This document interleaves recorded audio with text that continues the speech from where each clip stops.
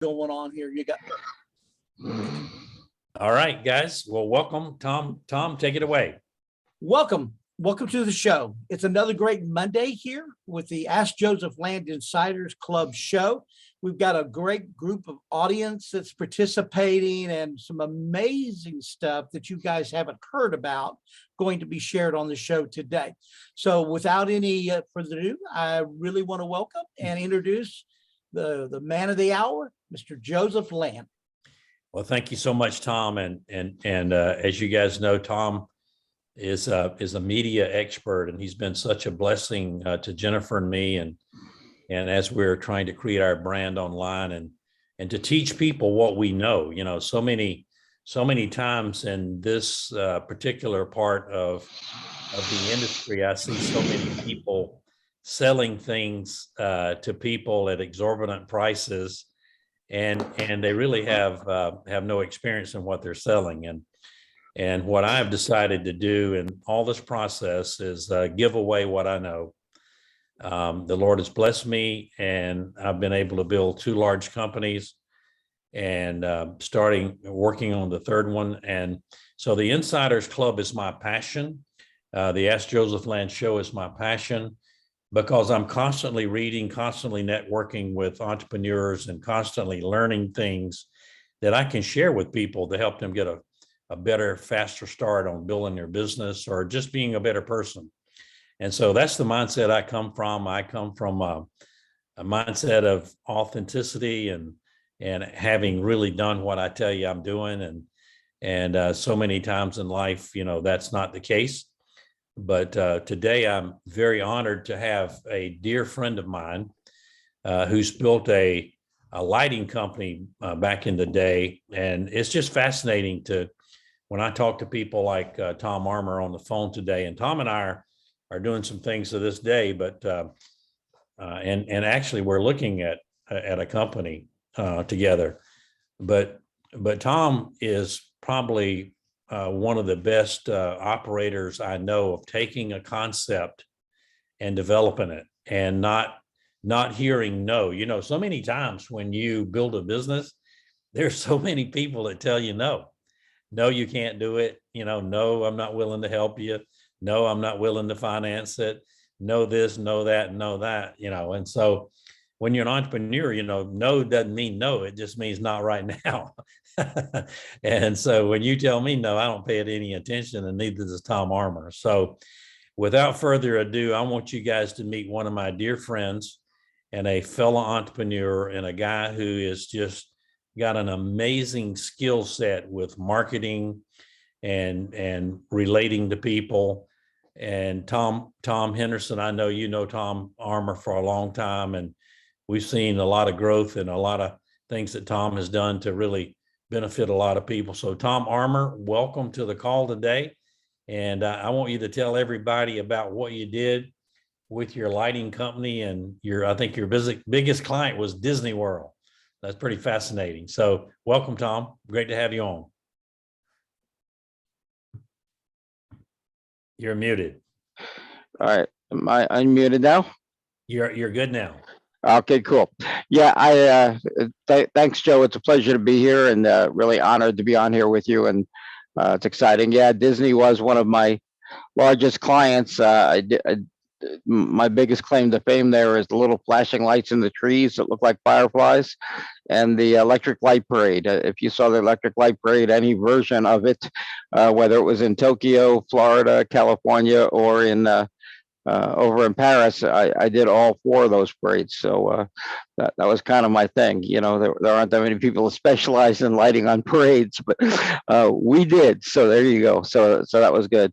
So yeah, I didn't know what you wanted me to talk about. I think we were talking the other day. You said like how I got started. Was what you kind of wanted me to cover, Joe? Yeah, I think it's fascinating for people. I met Tom through another deal that we did, and I was so fascinated by his story in the lighting business and how you got started, and just like from the ground up. I mean, it's just so fascinating what you did at that time. Okay, cool. Yeah. Well, I got to set the way back machine, but we're talking about back in another century, back in the 1980 era, and I was working for a company called Kenware Lighting, and I helped develop a department of low voltage lighting at this company. It was a larger company that had a whole line of chandeliers all over the place, and I developed a department that grew to about 32 people. And then the company was having some challenges, so things started changing. They were going to take my department and he was going to give it to his sons and break it off as a separate business. So when they decided to do that, I stayed on as a sales rep and kept selling the product because I designed the product, so I was pretty good at selling it. So I was the sons were trying to take it over. They didn't know anything about it, but they didn't want anybody else involved. So I'm out calling on a nightclub up in Buffalo, New York. I had flown up to Buffalo from Long Island, and it was a club called the Yellow Jaguar. And working on this club and putting the project together for a long time. And we're right at the end, and I'm sitting there, and I'm expecting to get the sale. And the owner says to me, he says, "Tom, there's a local company here that doesn't want you guys to get in here in Buffalo," and they dropped their price $10,000, and if you can do it for the same price, the job is yours because you've been working on it for 6 months. He said, "So I don't want to take it from you, but I'm not going to pay more for it." And I said, "Okay, hold on a second. Let me call the factory." So I called back to the factory, and I said, "We can get this job if we can drop the price 10,000." And they said, "Well, take it out of your commissions." And I said, "What do you mean take it out of my commissions? You haven't paid me any commissions yet." So on any of the jobs that I've sold so far, because you guys are just getting started. And they said, "Well, you know what? I don't like your attitude. You're fired," because the sons were looking for a reason to get rid of me. And so I sat there for a moment. I started thinking to myself. And one of the things that my dad always told me was the only way out is through. So I just kind of looked at it and I walked back in the room and I said, "You know what?" I said, "The company that originally sent me here, they're not willing to take the job for that." I said, "But I have another company that I'm actually a part of on Long Island that they'll do the job for that price." And he looked at me and he said, I don't care who you get to build it. You're the one I'm going to yell at if something's wrong." He said, "So that's fine." I said, "Okay, great. I just need a check for 50%. He wrote me a check for $68,000. I said, "Just make it out to Illuminlights Manufacturing Inc." And he said, "Okay." And I went back home and I opened up a company under the name of Illuminlights Manufacturing Inc., deposited the check, built a job, and I was in the lighting business. Never planned to be, never wanted to be. It wasn't what I was planning to do. It was just the next step. Only way I was through. I'm in a situation. How do I get out of it? So that was it. That's what we did. That's how I got started, and then started. That's We did the amazing.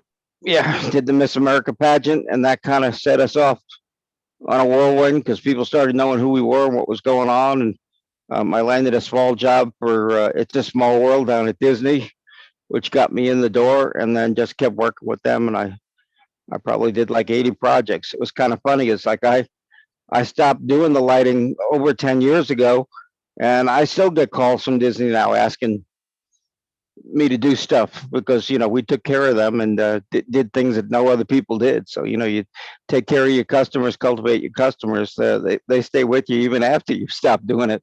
So it's kind of cool. But anyway, so that's how I got started. And this is in the days of, because then I had to take some loans and get a factory and get some stuff going too. Once I got started, I built that first job in my friend's garage, because my parents had already moved down to Florida. So it was kind of like, okay, we need to get started. And if you remember that time period, I paid 21% on my first loan, because that's what they cost back then until Reagan came in and changed all that. But at the time, that's the way it was. So I just, I, like Joe said, I didn't look at any of the obstacles. I just looked at how do I get through this and get to the next step. Because it didn't matter what percentage I was paying as long as I could get the job done and make a profit with it.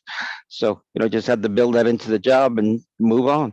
So, that is fascinating. I want everybody to hear this, and they're we're recording this, and there'll be a lot of people listening to this in their spare time.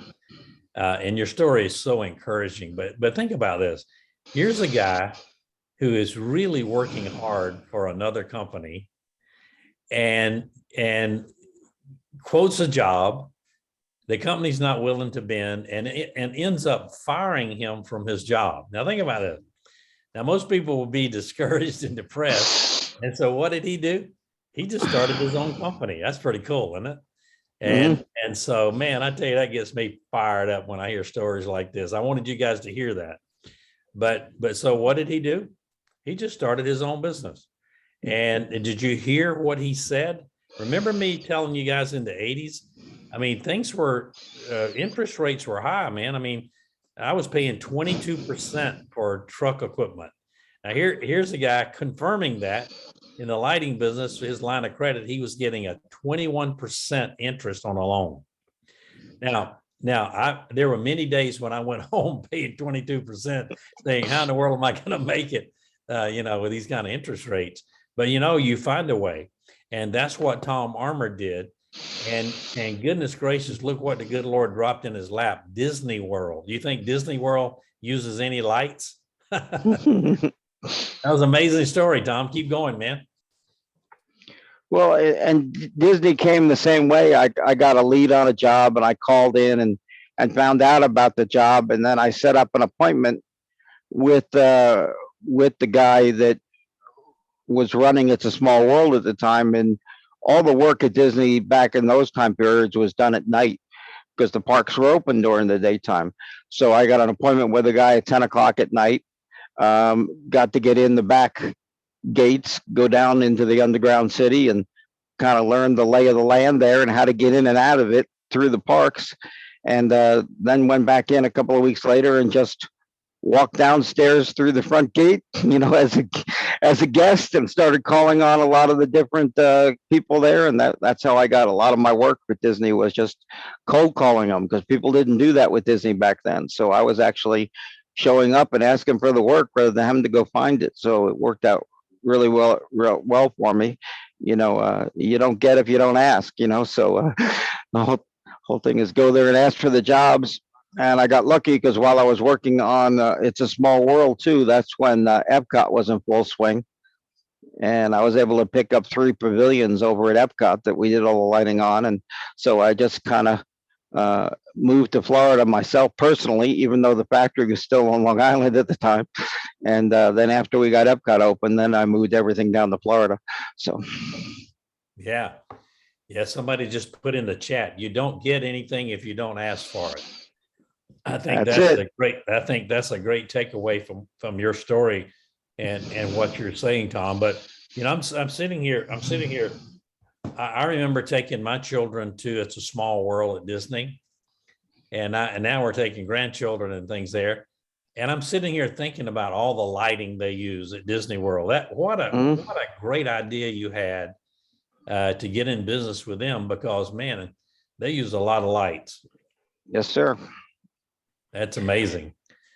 They do. They really do, and they're good. And I gave them what they wanted and gave them options, and that's the other thing a lot of people didn't do with them. Like, they designed something, and I would give them a as design price, and then I'd say, and if we can change this, this, and this, I could do it for that price.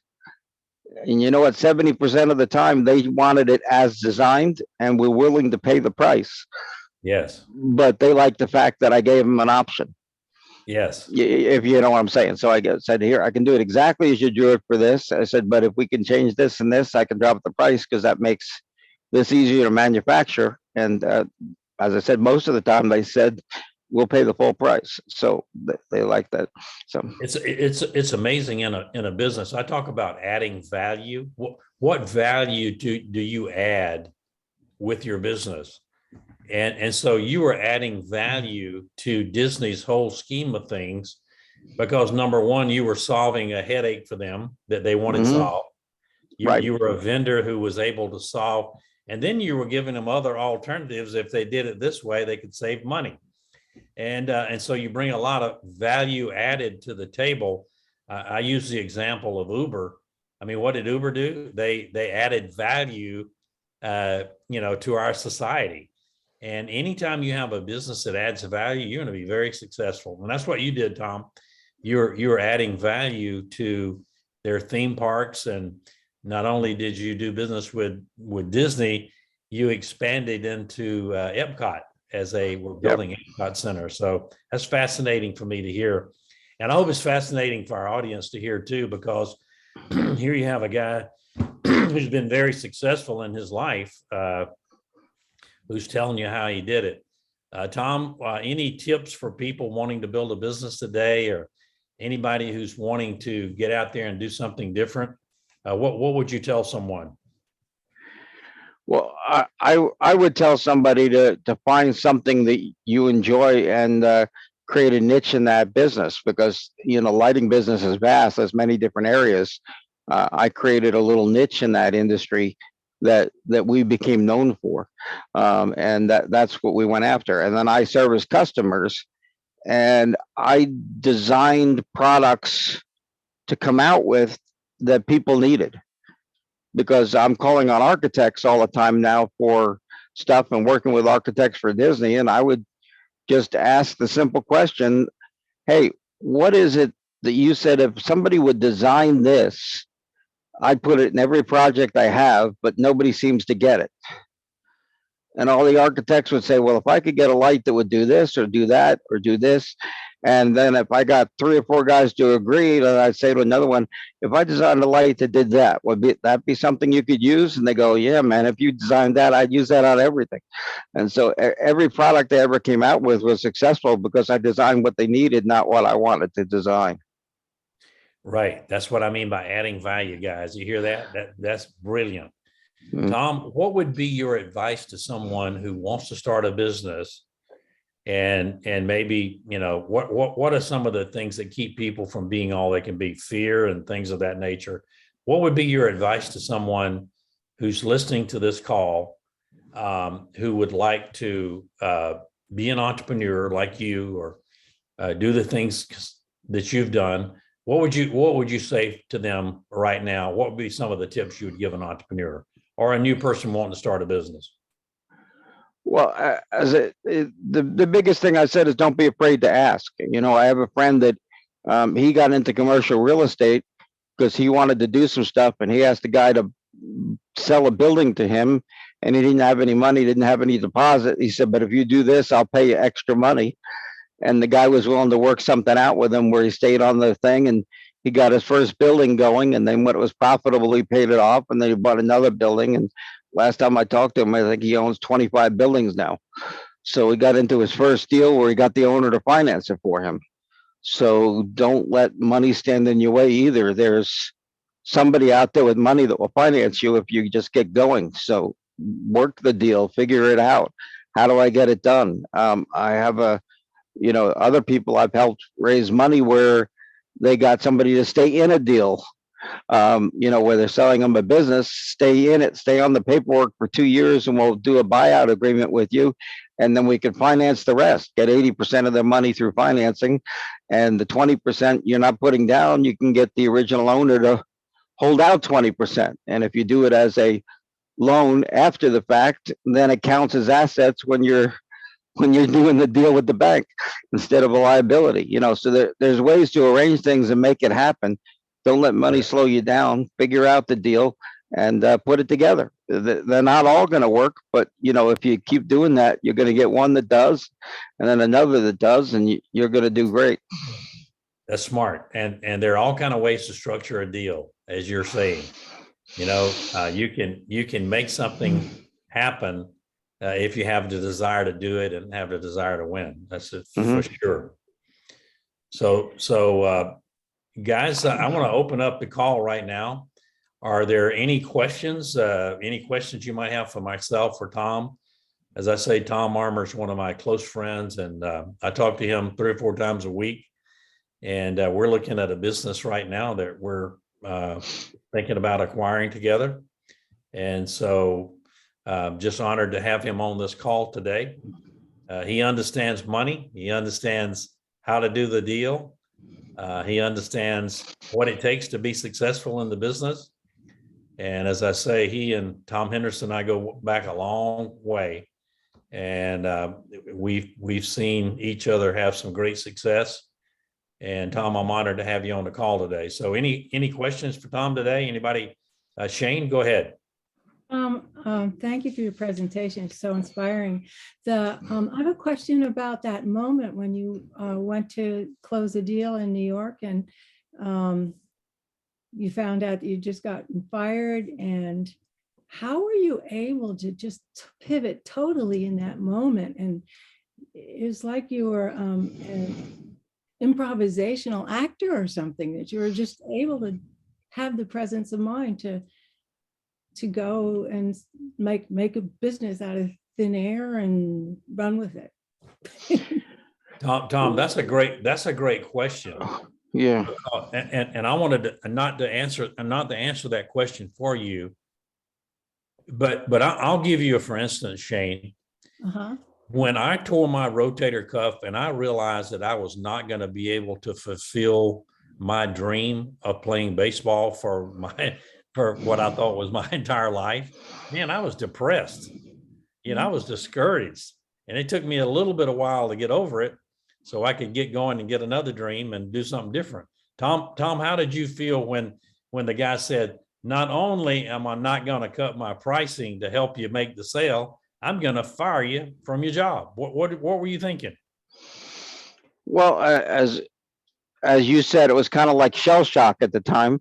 So I'm sitting there wondering, what am I going to do next? And I started thinking about, well, who else could I take the job to? What can I do with this job now? And I just remember what he said. He said, I don't care who builds the job, but you're the one I'm going to yell at.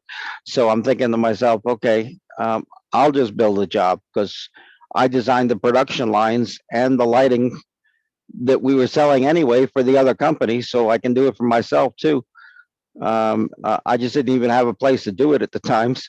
So I borrowed a friend's garage, set up one production line, and I sat there and I built the job, so I did the labor end of the whole thing, put it together, and then from there kept getting others. The next big one I got was the Miss America pageant, and then just kept going on. As I said, I don't know what the mindset was. It may have been anger at the moment, because I was fuming mad that I spent money to be here and I'm working hard to try to make it work for them, even though they're fighting me all the way along. And then I just said, you know what, I'm just not going to fight them. I'm just going to do it myself. And that was it. So I just came up with the name of a company on the spot, had them write a check, and went home and opened up a company under that name. So that was it. Thanks. That makes sense. Anger can be such a powerful, Yeah. It's like, okay, what now? Yeah. So here's another great takeaway from this. If you're a business owner and you're employing people, and you have people that God has put under your charge that work for your company, treat them like you want to be treated. Here's a company, and Tom was really working hard for, and they didn't give a rip about him. If they did, they would have tried to work something out. And so what they did was they created their own competition by mistreating their fellow employee. Do you get that? Mm-hmm. And so me and running companies, you can take this approach when you run a company. You can be in the trucking business, but you're not in the trucking business at all. You're in the people business. You can be making hamburgers, but you're not in the hamburger business. You're in the people business, because people eat hamburgers, So you got to get it right. It's all about the people. And what did Howard Shore say, who started Starbucks? He says, we're not in the coffee business serving people. We're in the people business serving coffee. Right? And it's so important when you get it right. And Tom Armour, I know, gets it right when he deals with folks. I know Tom Henderson, I've had firsthand dealings with these men, and I know they treat people with respect and dignity and how they want to be treated. And so many times people that own businesses don't have the skill set. They haven't had the personal growth and training that they need in order to deal with people. And I remember starting my transportation company when I realized that I wasn't in the transportation business at all, that I was in the people business. I really started working on myself as a person. I want you to get this. I started reading books. I started listening to podcasts or tapes at that time. I started really working on me as a person, because the more I could relate to people, the more I knew how to treat people, the better I could become, the more successful I could become in my business, and the more I could spread the blessing to the people that God had given me in my business to take care of, you know? And so when you see companies that are really taking care of their people and have that mindset, man, they're really successful, really successful. So anybody else got any comments on what Tom is talking about? Tom Henderson. Yeah, I just listened to Tommy, and I've known Tommy like you for 30 years. The adversities is what makes the difference. The adversity of him getting fired on the spot and starting his business.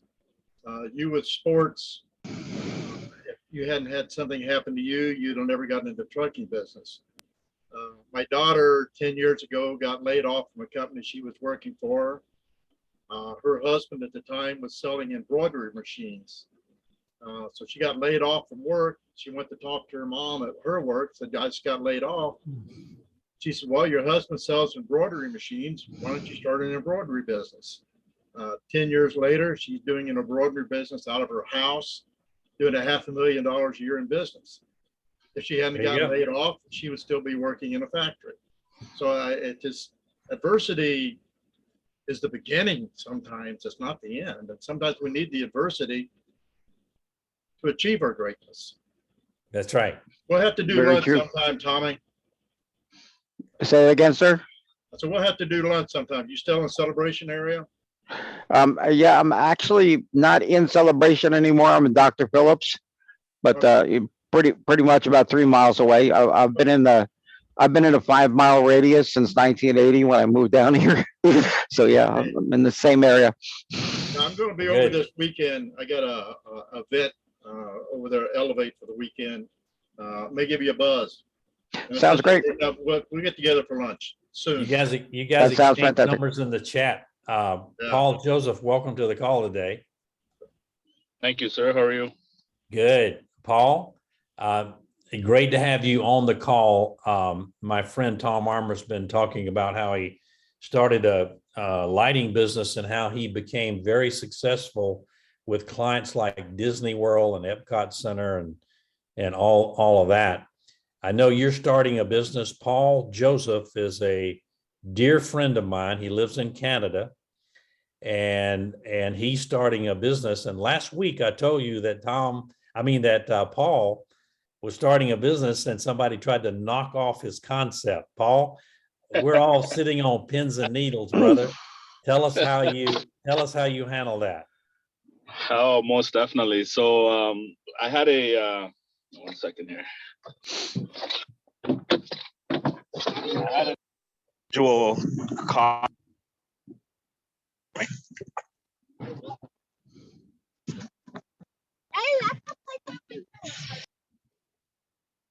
Can you guys hear me? Yeah, Yes, go ahead. Hear you. Okay, excellent. Okay, so I had an individual contact me through a network that I'm part of. So I was introduced to him, and he pretended to be a client / somebody who wanted to help in terms of lead gen and be able to support us.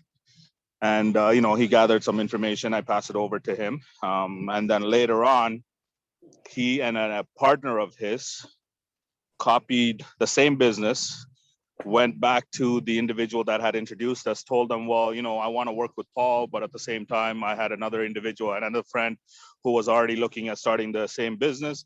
So I'm going to go with him. So just wanted to give you a heads up.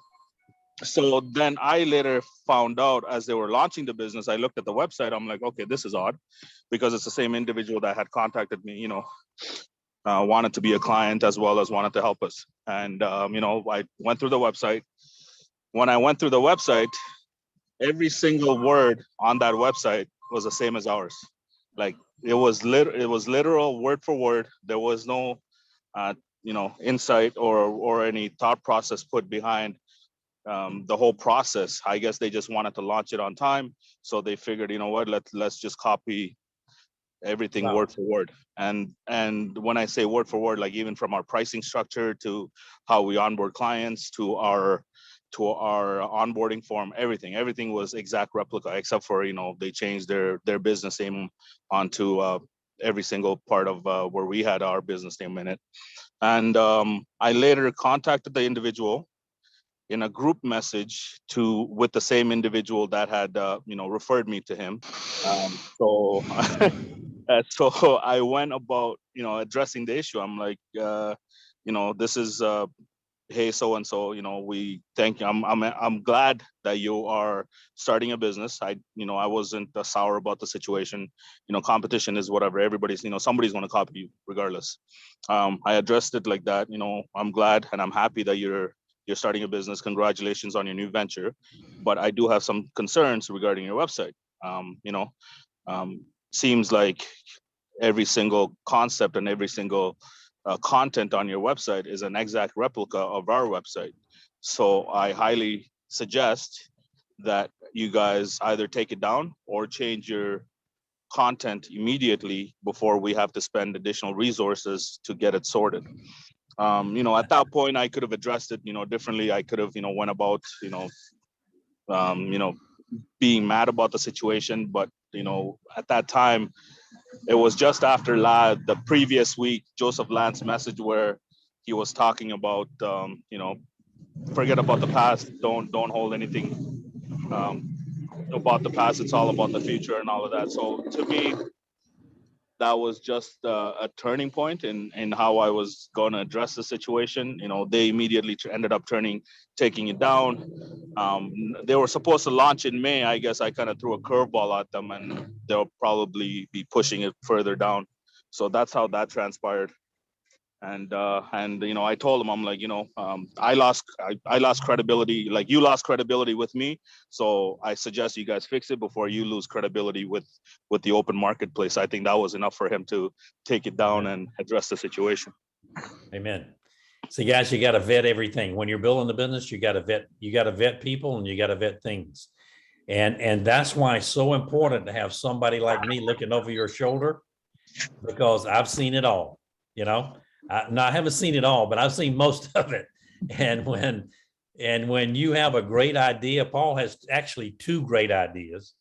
People are going to try to knock you off sometimes. And so it's okay. We're going to vet everything and everybody. But Paul, congratulations on the way you handle that. Congratulations on your success. And I want to talk to you offline one day this week. Just give me a time on WhatsApp and I will be able to make myself available. Yes, most definitely. Thank you. Okay, great. Thank you for inserting that little bit of information and knowledge for all of us to know. That was really beautiful. I want to first of all ask, does anybody have any more questions about what Tom Armour has said today, or anything about my dialogue with Paul Joseph that you might need clarification on? Dave, do you have any questions today? No, sir. How you doing today? Good. This is our move week. Good. How was your move today? No, I mean, this week is the finalization of the move week. So it's, Oh, wonderful. Wonderful. Dave is moving his business. And as I told you last week, he's got quite a sizable business. And when you do that with all the people and desk and chairs and tables and office Server. equipment, it takes a lot, doesn't it? Absolutely. Absolutely. All right. We'll be saying a little prayer for you this week. Thank you. So any other questions from anybody? Shane, you have another question? Terry? Joseph, I noticed that we have two people I have not been introduced to. We have Jeannie, and then we also have Martha. I believe that's her name. I'd love to hear something from them. Okay. Hi, Martha. Is it Martha Yeah, it's Martha Land. Land? Okay. No relation to Joseph. Oh, you just landed on the deal here because you saw. Okay, perfect. Martha, don't tell them that. I thought we were kin. I was going to tell them we were related. It works for me.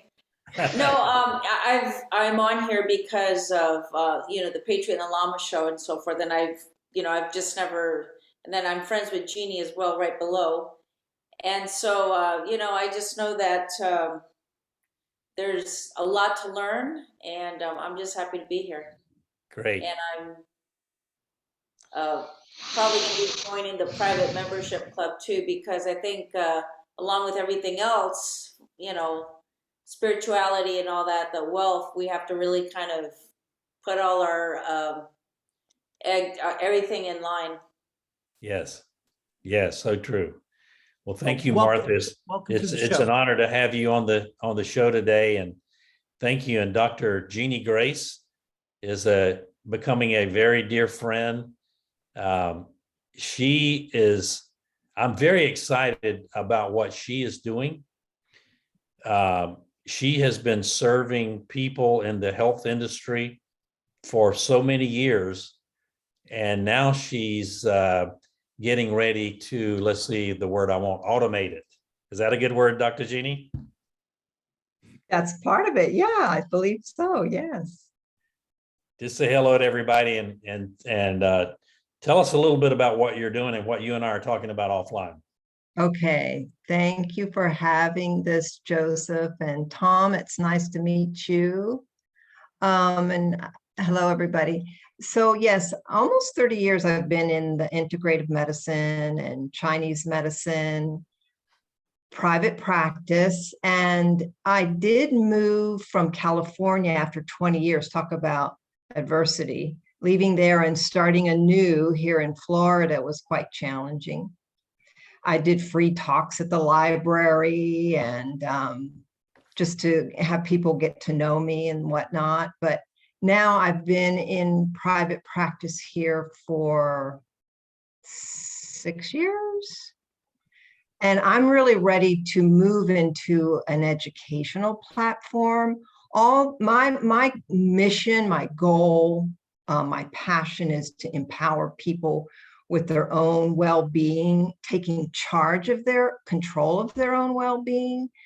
And so that's what I'm trying to formulate. I need to make a transition into some online platform, find marketing help. And I'm also really aspiring to be a Tai Chi Gong teacher. I want to put that into the mix.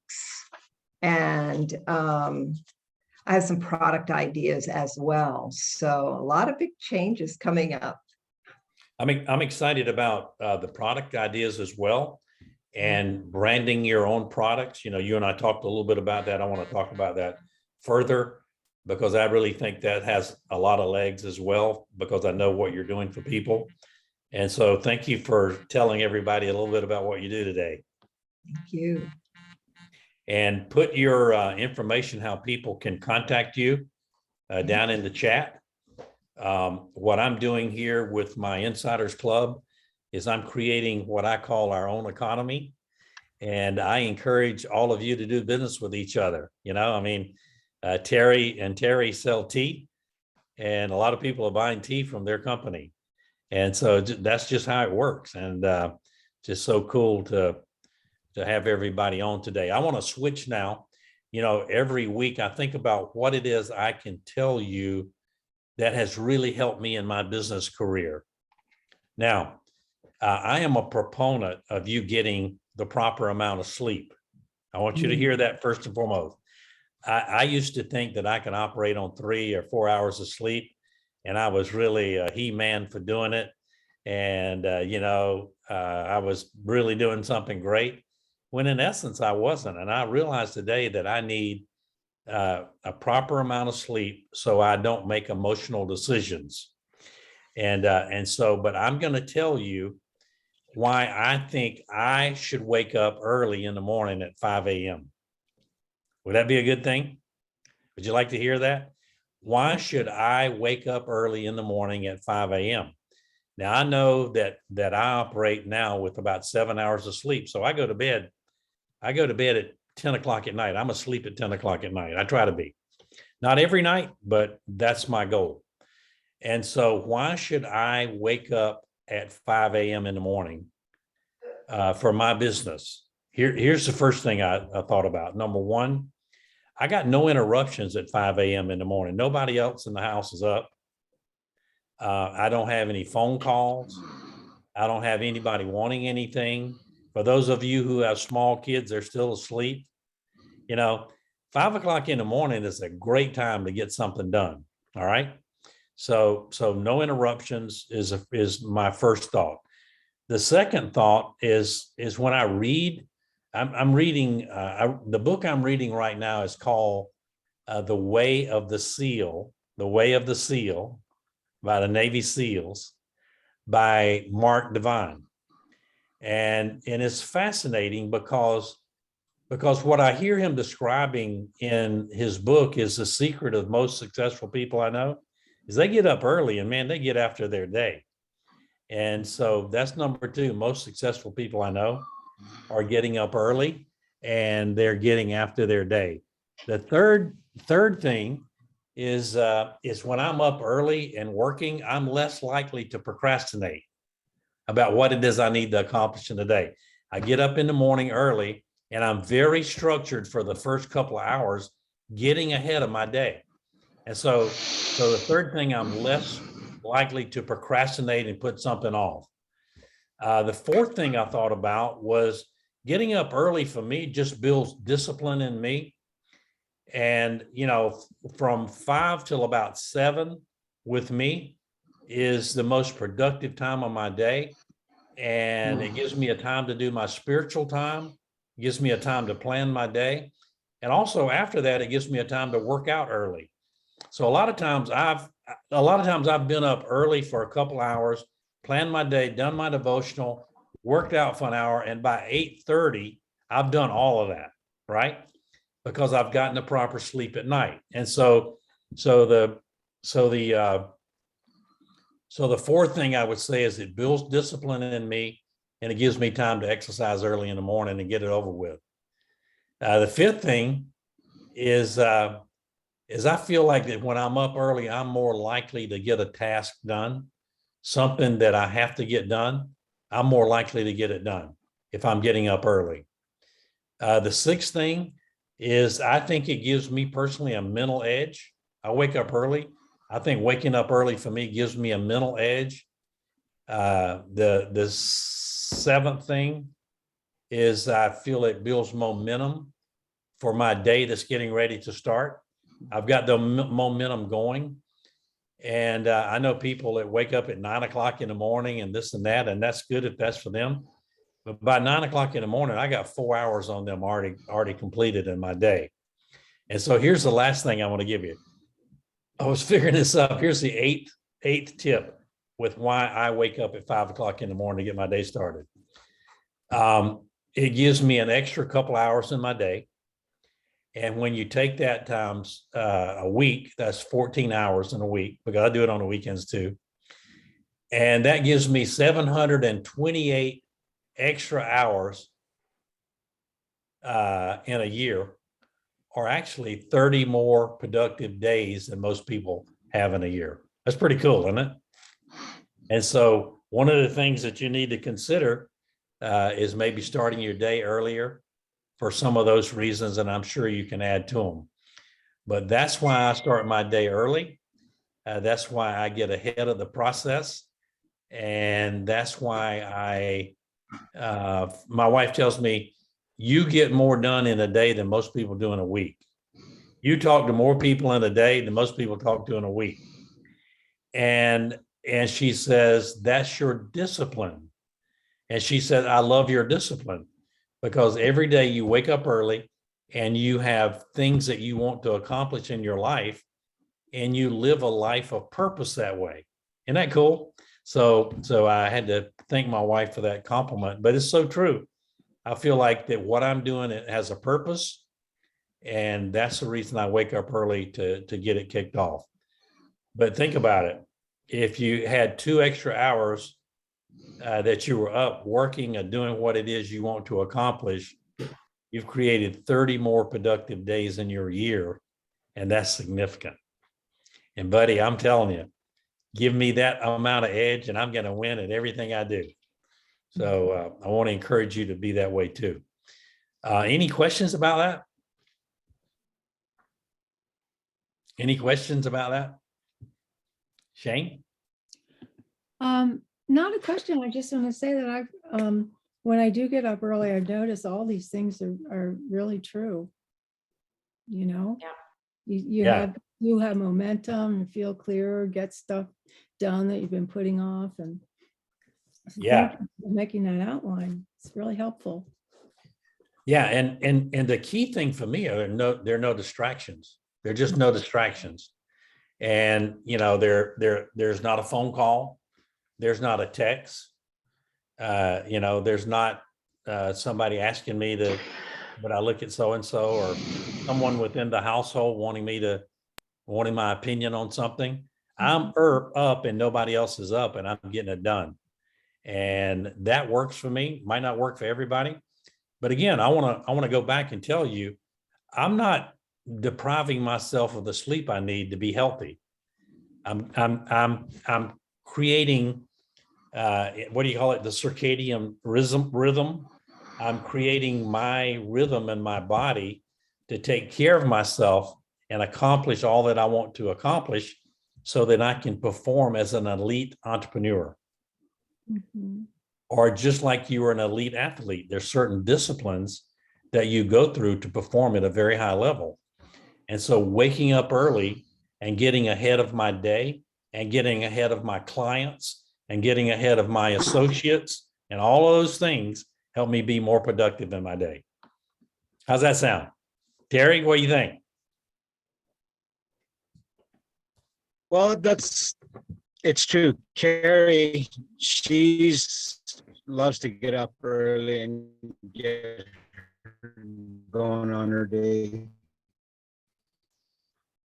And I just have to follow suit, because once she gets up, I have to get up too. So, but yeah, you're right. You get so much more done, and you can lay out your day in those. So I really agree. And I mean, we take the we're more productive. Our ideas come to us easier. It's amazing how that works. Yeah, Tom Henderson, I'd like to hear your take on this.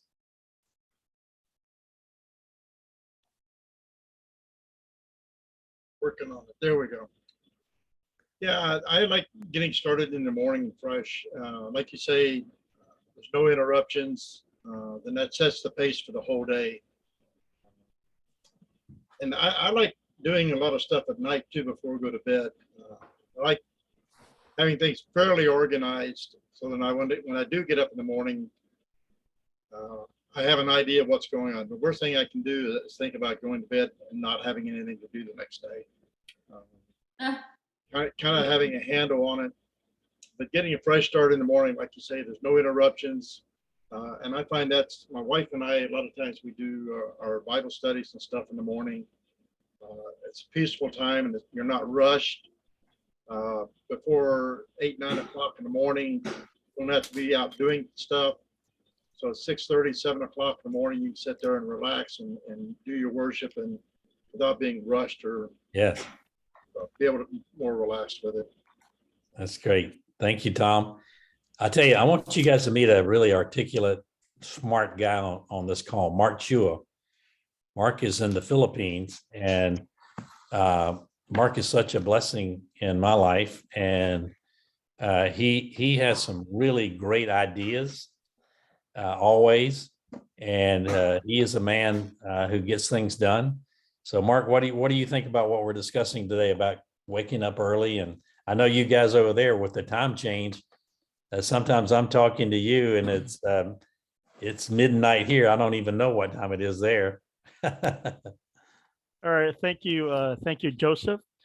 Though the idea or the concept of this outline is very empowering. Doris and I, we really try our best to get the maximum sleep we can ever have. But doing those things in the outline will help you empower your day ahead of your task. Literally, it's actually 12 midnight here, Tuesday, but it doesn't mean that we cannot actually do the same thing, right? It's really more of a discipline and how you Yes. carry yourself and your task aligned with your goal for that day. So Yeah. I suggest that regardless of your time zone, if you have the discipline, if you follow this outline, it will empower your day. Thank you. So I'm on Eastern Standard Time in South Carolina. So it's almost 1 o'clock here. We'll close out at 1 o'clock. And what time is it in the Philippines, Mark? It's Tuesday, right? Right, 12 to midnight. Yeah. It's just after midnight in the Philippines. So you guys are so special and so committed. And thank you for being on our show today. And thank you for all you do. We love you guys and so proud of you and all of that, and your kids, and seeing your beautiful children on social media is a joy. All right. Thanks, Joseph. Great. Appreciate that. All right. Well, does anybody have any questions today about our show, or any questions for Tom Armour as we close out today? How about you, Mr. Chesser? You know, it's an amazing story that the company he worked for really would have never got Disney. But what he did is he got the deal done because he thought outside of the box, not inside of the box. So a lot of times things can hold you back because the walls around you are closing in. What you have to learn in life is how to work outside of that, right? How to provide something that has a value added proposition. So his deal with Disney is a phenomenal story that can show you the way to work in the what you and the imagination and the possibilities that you have that other people don't see. They didn't see it. They didn't get it, right, Tom? They didn't get it. Right. But Tom did. And never underestimate the power of who you are, because you are that solution that somebody else needs. Nobody else is like you on this planet. And Joseph, I agree. The early bird gets the worm, buddy. It really does. I was up at 4:30 this morning, getting after it. And one thing that I have learned at night in order to sleep better is have my goals written out before I go to sleep, so I'm not worrying about it while I'm trying to sleep. Plan your life and plan your day ahead, because that could be what you're going to accomplish that day that's just ahead of you. So Tom, Yes. Thank you. That was a beautiful story. I'd love to hear more about that. That was a phenomenal. You just lit up Disney, man. I'm telling you what. And I'd love to hear more about what you're doing now to light up the world as we see it today. And so thank you very much, you guys, for the opportunity to be on the show with you today. Joseph, thanks, man. 8 things I need to, now I got to write the article about 8 things, man. You got me out there working harder, buddy. I appreciate it. Thank you so much. Well, thank you, guys. It's great having you on the show today, everyone. Does anybody have any parting words that you want to say before we call it a day? I'd like to, Joe, if you don't mind. Yes, sir. The number one thing I can say is most people that are on this call, you're already doing the right thing. Here's what I've discovered more than anything else in business. Trial and error is expensive. The cheapest way and the fastest way to get ahead is with somebody else's knowledge. You need a mentor in your life. You need a third person looking over your shoulder. I didn't have that when I got started. I did it through books.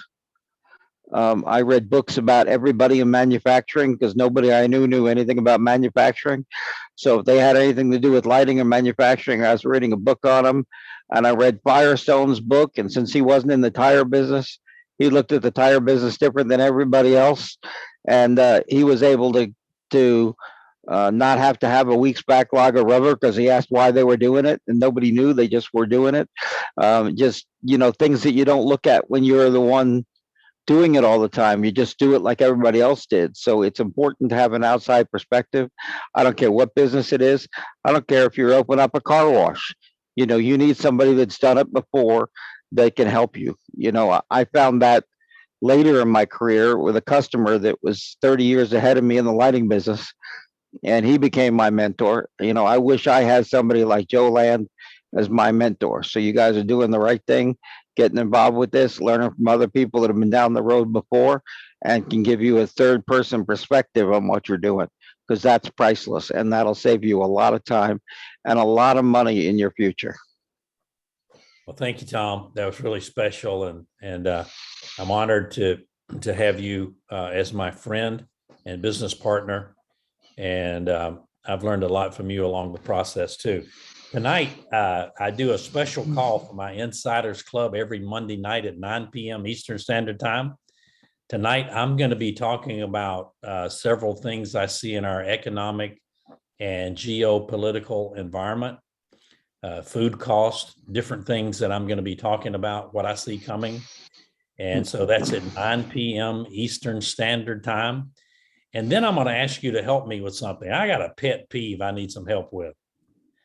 And I want to ask you guys, maybe you need to, I want to ask you guys to counsel me on my pet peeve tonight at 9 p.m. Eastern Standard Time, our Insiders Club members only.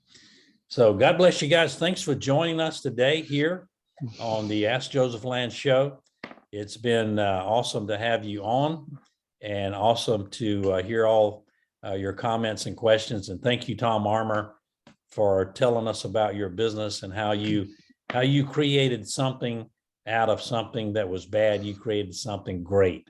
And man, I tell you, that inspires me greatly. So I hope you guys have a great rest of your week and a great rest of your day. God bless you all. Thank you for joining me here today.